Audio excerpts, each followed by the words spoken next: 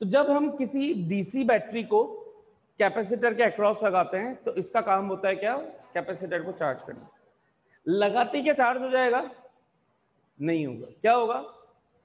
एक चार्ज आएगा, एक इलेक्ट्रिक फील्ड सेटअप हुआ, फिर और चार्ज आया, इलेक्ट्रिक फील्ड सेटअप और हुआ। इंक्रीज हो रहा है कि डिक्रीज हो रहा है?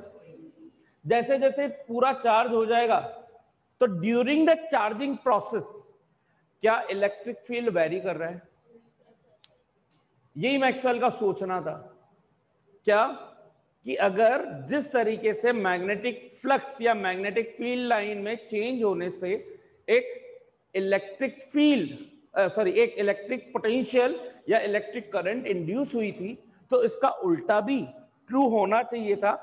और इस सिचुएशन में एक्सप्लेनेशन में दिक्कत आ रही थी। एम्पियर सर्किटल लॉ कहता था कि भाई आपने आउटसाइड रीजन में कोई लूप ले लिया और उसमें से जो करंट पास हो रही है, जितनी वायर में चल रही थी वही वायर से होती हुई इस लूप से भी पास हो गई, तो सेम करंट एंक्लोज है, तो B डॉट DL लग गया L1 लूप के लिए और म्यू नॉट I आ गया। जो बाहर निकल रही है उसका R पॉइंट ले लूं, वहां पे मैंने एक लूप बना दिया, तो सेम करंट ही इस लूप में से होकर के बाहर निकल रही है, यानी कि एंक्लोज करंट अभी भी आई थी है। तो लूप 3 के लिए भी ये सेम फॉर्मूला लग जाएगा B dot DL mu not I। लेकिन इन बिटवीन द रीजन अगर हम एम्पियर सर्किटल लॉ लगाने गए तो वहां कोई करंट एंक्लोज दिख ही नहीं रही। हम भले ही लूप बना रहे हैं, लूप बना दिया, लेकिन इससे करंट कितनी नजर आ रही है? 0। तो एम्पियर सर्किटल लॉ के अकॉर्डिंग तो बीच वाले लूप से करंट हो जानी चाहिए 0। ये था क्या इनवैलिड रीजन कि नहीं ऐसा नहीं होगा। क्यों नहीं होगा? कि जिस टाइम पर ये कैपेसिटर चार्ज हो रहा होता है, चाहे वो एसी सोर्स से चार्ज हो चाहे डीसी सोर्स से चार्ज हो, इलेक्ट्रिक फील्ड कंटिन्यूएशन में वेरी कर रहा होगा। अगर इलेक्ट्रिक फील्ड कंटिन्यूएशन में वेरी करेगा, इंक्रीज हो रहा है, चेंज हो रहा है, और अगर डिस्चार्ज करूंगा तो भी डिक्रीज होगा, चेंज इन इलेक्ट्रिक फील्ड आएगा। Change in electric field lines का मतलब मैग्नेटिक फ्लक्स में इलेक्ट्रिक फ्लक्स में चेंज आना। तो उसने कहा कि जैसे वहां पर magnetic field induce magnetic flux में चेंज आने से ईएमएफ इंड्यूस हुआ था, ईएमएफ इंड्यूस होने से इलेक्ट्रिक करंट इंड्यूस हुई थी, ठीक वैसे ही इलेक्ट्रिक फ्लक्स में चेंज आने पर भी एक करंट इंड्यूस होगी। तो जो आप करंट यहां पे मान रहे थे ऑलमोस्ट वैसी ही कोई करंट यहां पर इंड्यूस होगी जो इस सर्किट को पूरा कर देगी। तो उसने कहा कि आपके जो एम्पियर सर्किटल लॉ है उसमें एक इनकंसिस्टेंसी है, उसमें एक करंट फैक्टर मिसिंग चल रहा है। तो उस करंट फैक्टर को मैक्सवेल ने पूरा किया। कैसे किया देखते हैं, देखिएगा ढंग से।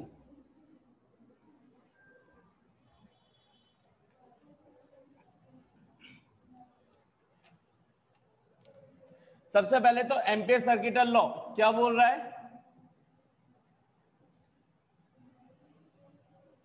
Line integration of B dot DL is equal to mu not into I total या सिग्मा I। ये सिग्मा I कौन सा है? Enclose current.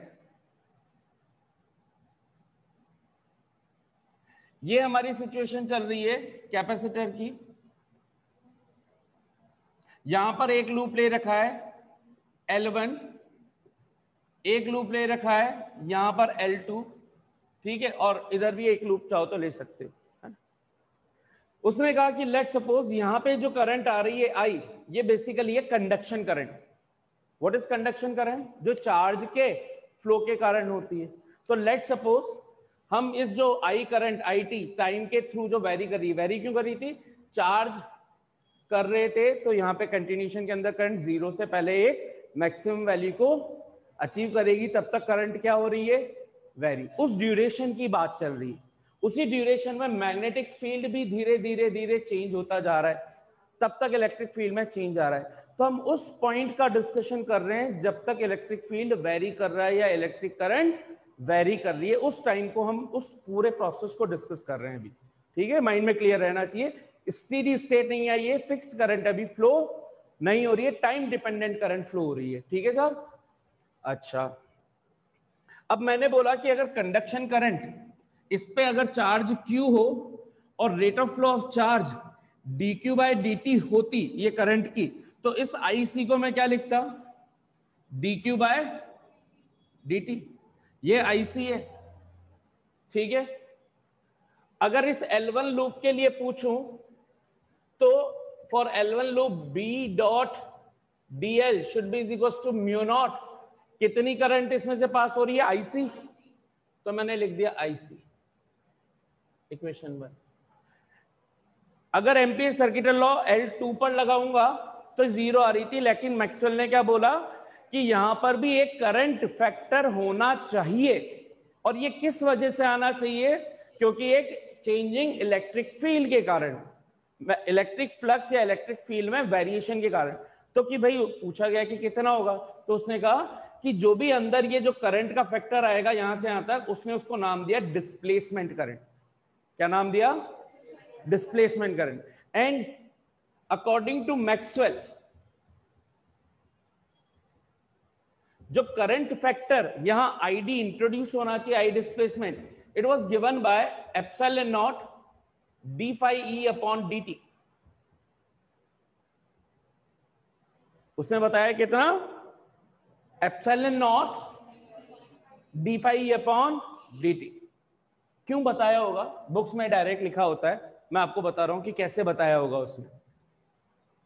phi e क्या होता है, according to Gauss's law of electric flux, phi e is equal to sigma q upon, अगर sigma Q total में मान लू Q is equal to phi e instantaneous current flow, epsilon तो constant quantity, dt of dq/dt, current factor should B,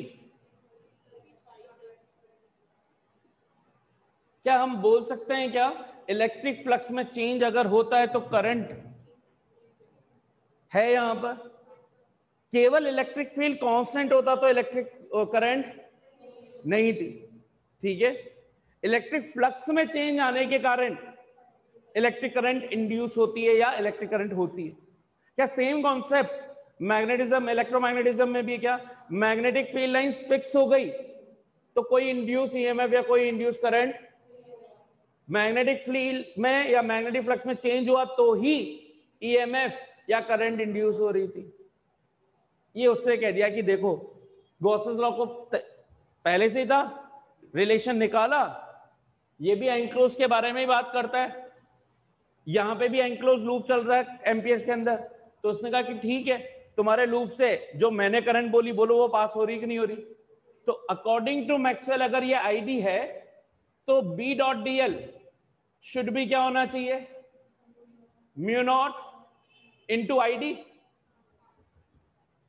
और ID की value इसने क्या दी है, ये है किससे, L2 से, mu naught epsilon not d phi e upon, यानी कि ये एक एक्स्ट्रा फैक्टर आना चाहिए।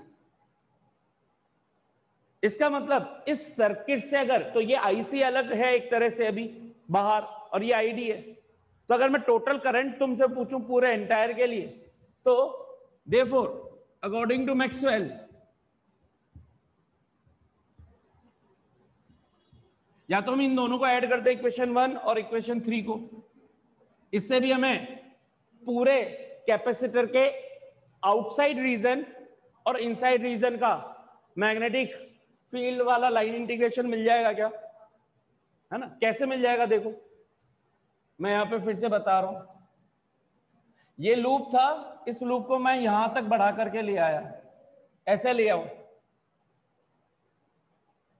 पूरा एक एंक्लोज लूप हो गया। अगर पहले वाला कॉन्सेप्ट लगाते तो इसमें से तो सिर्फ आई करंट जा रही थी और उसमें 0 जा रही थी, लेकिन अभी के कॉन्सेप्ट से इसमें IC और ID पूरी जा रही है, तो यहां पर सिग्मा I क्या होना चाहिए,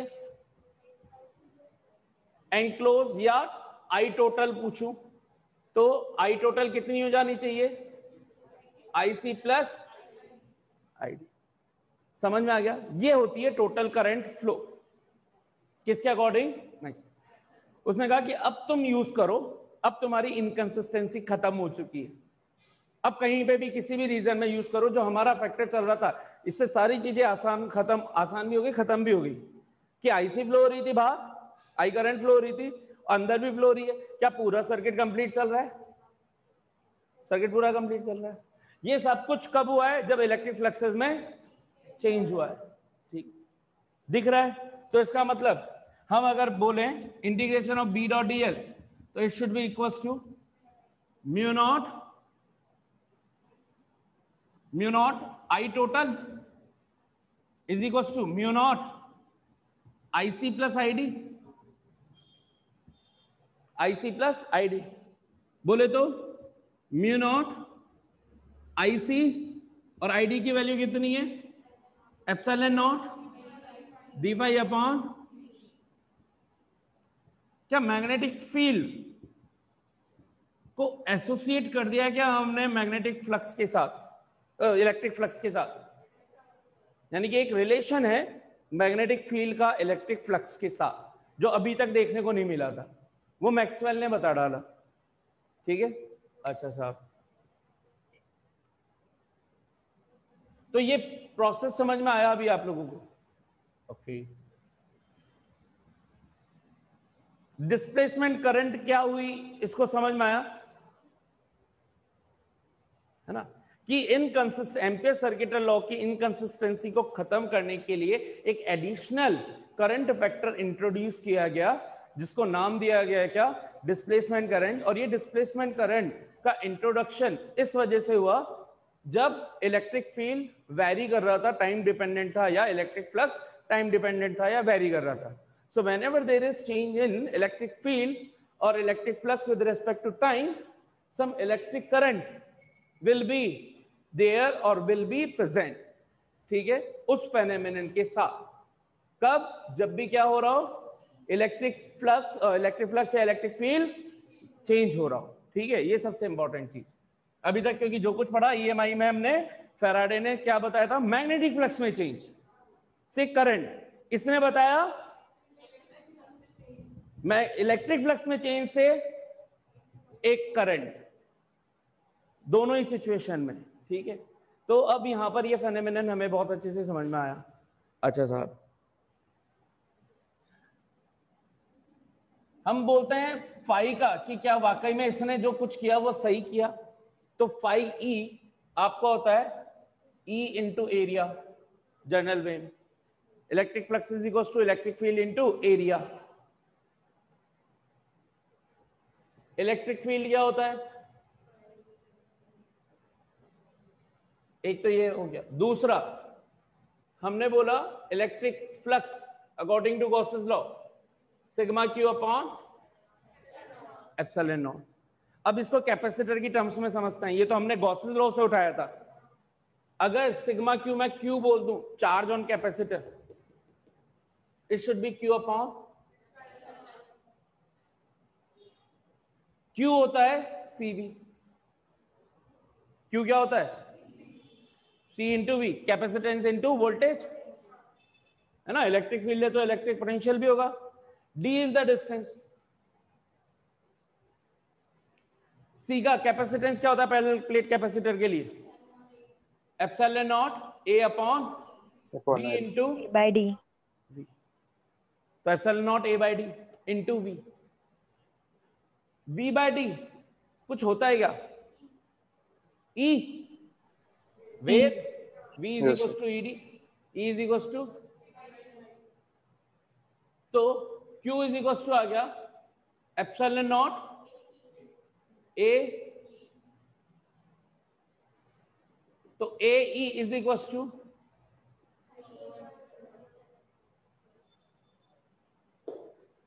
तो E इज इक्वल टू ये क्या फाई E यही है क्या?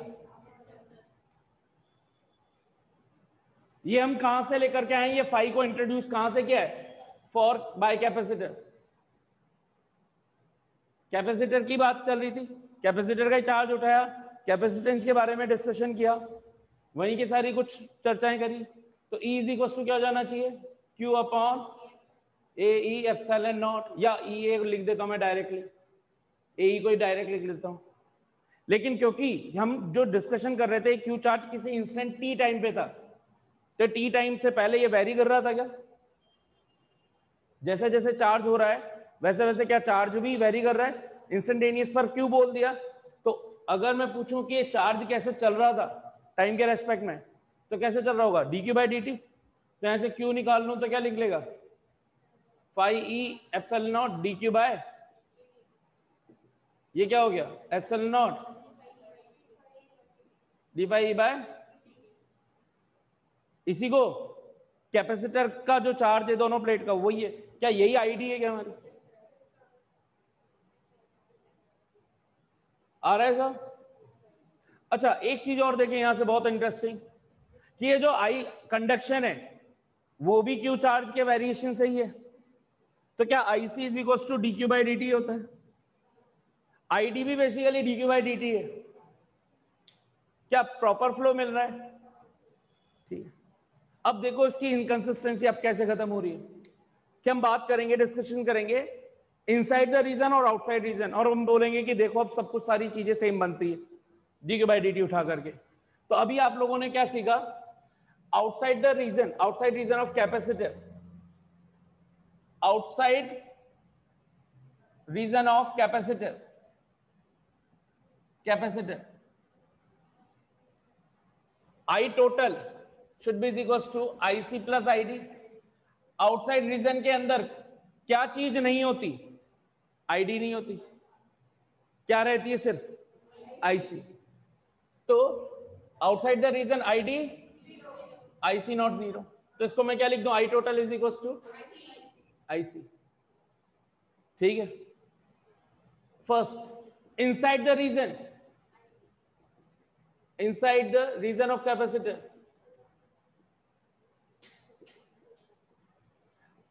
inside capacitor IC जाती ही नहीं है, तो IC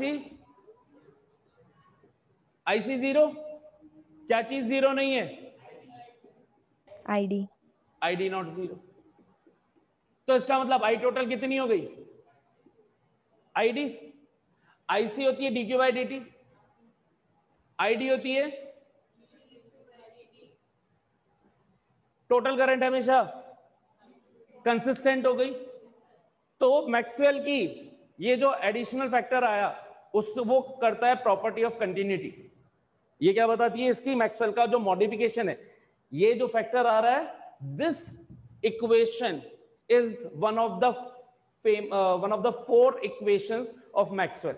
मैक्सवेल ने 4 इक्वेशंस दी हैं इलेक्ट्रोमैग्नेटिज्म की, उसमें से एक वन ऑफ द ये है, और ये क्योंकि एम्पियर सर्किटल लॉ का मॉडिफिकेशन है इसलिए इस इक्वेशन को बोला जाता है एम्पियर मैक्सवेल्स इक्वेशन।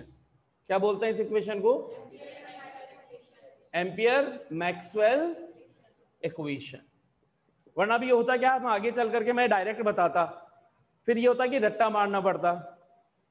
अभी क्या है, समझ में आ गया कि क्यों आता है ना, कि क्या है आईसी, क्या है ये D phi upon D T, ये कैसे इंट्रोड्यूस हुआ, पूरा कॉन्सेप्ट, पूरा लॉजिक समझ में आया होगा आप लोगों को। तो इसी इक्वेशन को और क्या नाम दे देते हैं हम, मॉडिफाइड एम्पियर सर्किटल लॉ। इसी इक्वेशन का क्या नाम है, मॉडिफाइड एम्पियर सर्किटल लॉ। इसी इक्वेशन को बोलते हैं मॉडिफाइड एम्पियर सर्किटल लॉ। बिल्कुल अच्छे से क्लियर हो गया?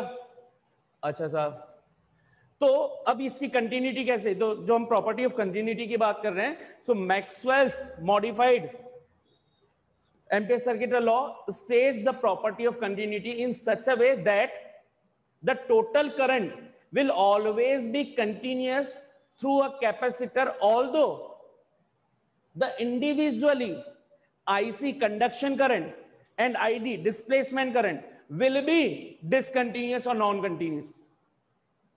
IC क्या टाइम पर वेरी कर रही है, टाइम पर वेरी कर रही है ना IC कंडक्शन करंट।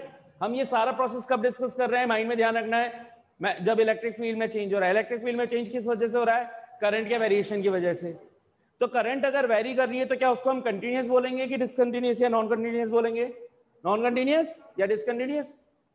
उस टाइम पर जब कंडक्शन करंट की बात कर रहे हैं आउटसाइड द रीजन ऑफ सिर्फ आईसी और वो खुद नॉन कंटिन्यूअस है।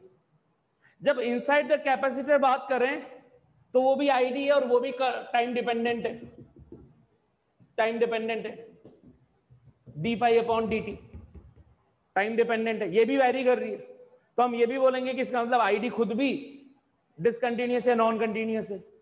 तो although both the types of currents are discontinuous or non-continuous, but the overall current through the circuit is continuous, which is equal to हमेशा टोटल आपको देख लो dq/dt मिल रहा है, 2 dq/dt नहीं मिल रहा। जब यहां से सोचोगे तो ऐसा लगता है कि IC + ID 2 dq/dt नहीं है, क्योंकि जब आप सम कर रहे होंगे तो किसी एक रीजन की बात कर रहे होंगे, आप बाहर चल रहा होगा तो सिर्फ IC ले रहे होंगे, अंदर चल रहा होगा तो ID ले रहे होंगे। This is the what concept of ID. तो डिस्प्लेसमेंट करंट इसको बोलते हैं। कितनों को भाई अच्छे से समझ में आ गया है पूरा कॉन्सेप्ट?